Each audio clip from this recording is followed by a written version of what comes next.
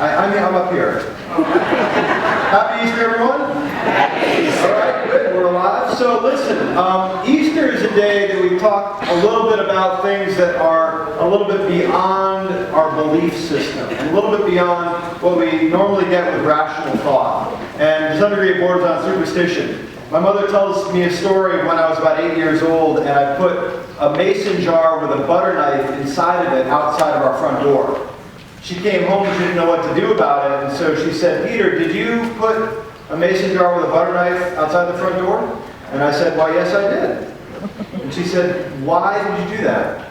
And I said, "Well, I'm learning at school about superstitions, and that keeps away evil spirits." She said, "Well, do we have any evil spirits in the house?" And I said, "No, you see, it works." Hard to believe about that. And sometimes when things happen outside of natural law, like a resurrection, like a rebirth of one who is dead, we ascribe superstition to that.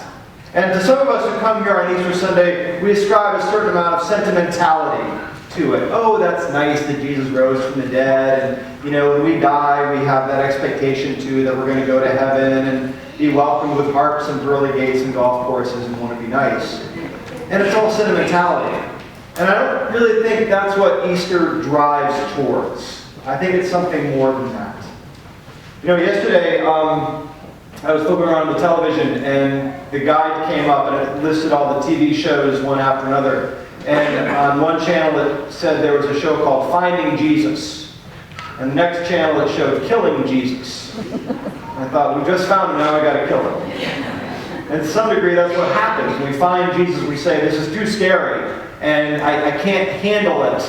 So I've got to do something to constrict Jesus in our lives. And all of us find Jesus, right? We can all find Jesus in our lives.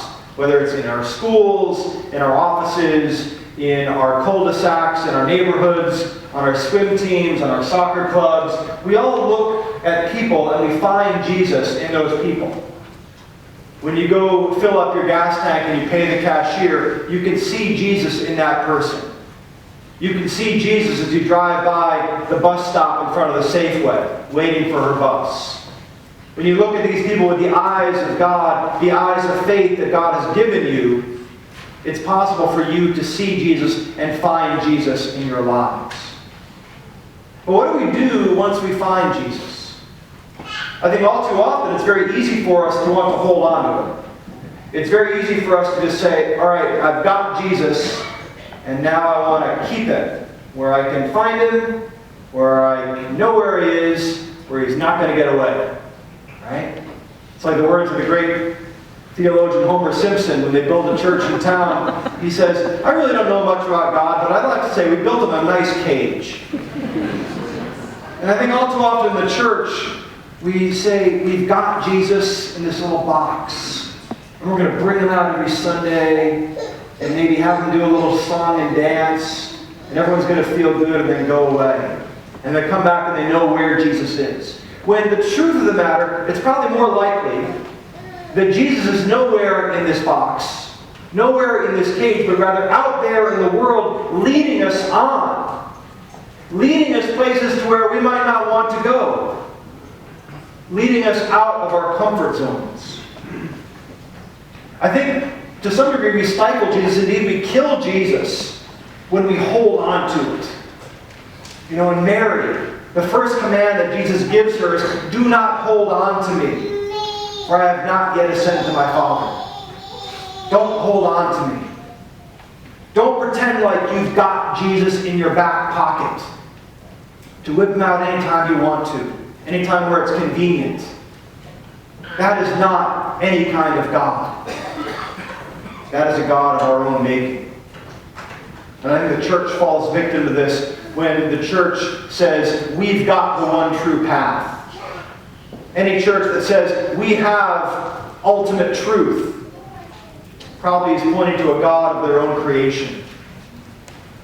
Anytime we weaponize our faith, or use our belief system as a judgment tool, or a litmus test, or a cudgel or a sword to which we slay infidels,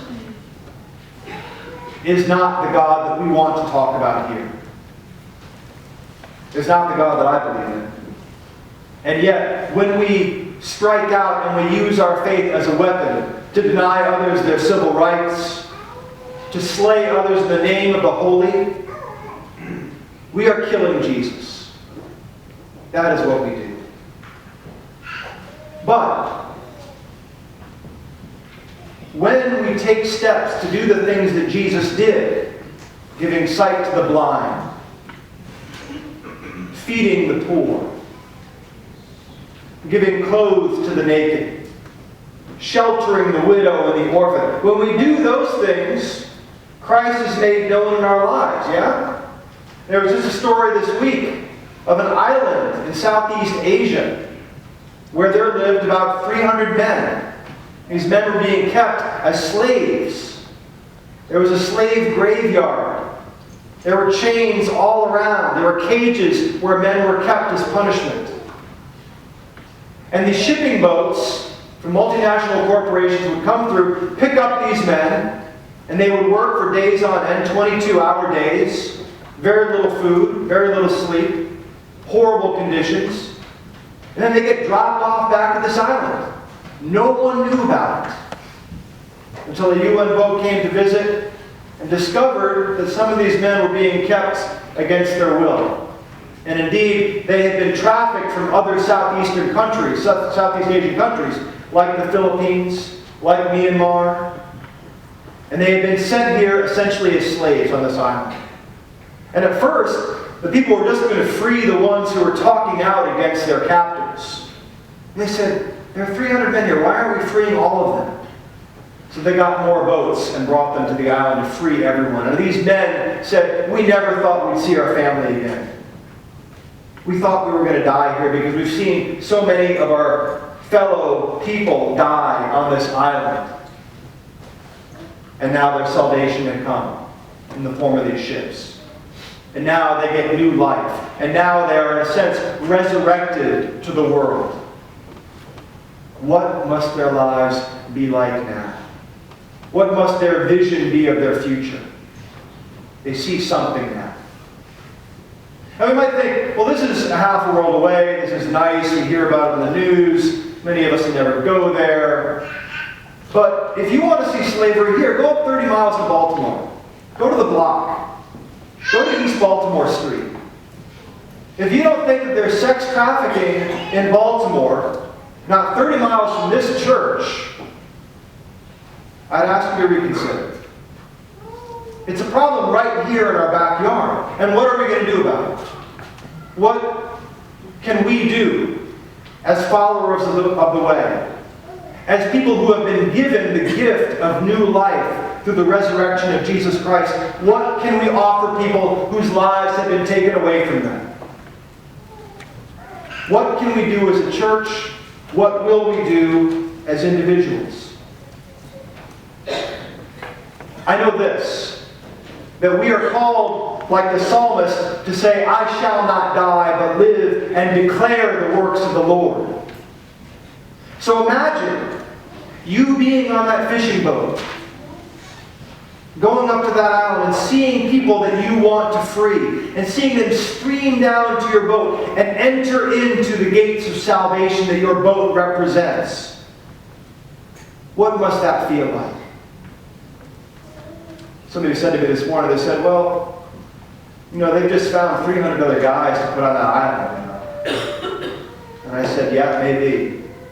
But to those 300 who are free, they've been resurrected.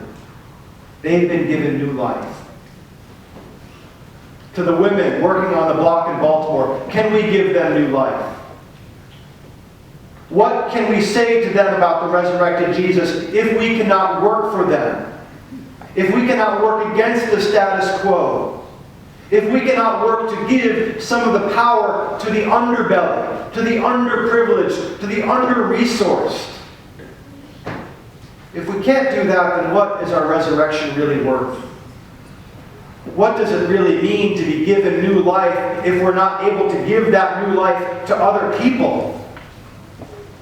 Jesus did not tell Mary, go and enjoy your new life. I'll see you later when you die. No. Jesus said, go to my brothers. Go to the ones who betrayed me. Go to the ones who are being hunted right now. Go to the ones who are marginalized, the ones who are oppressed, the ones who have no right to live. And say to them, you shall not die, but live. Because that is what God does. God resurrects. God renews. God recreates. God redeems. And the challenge for us on this Resurrection Sunday is to go out and do the same thing in small ways, one person at a time. Go out and share God's resurrected life with those you meet. Amen.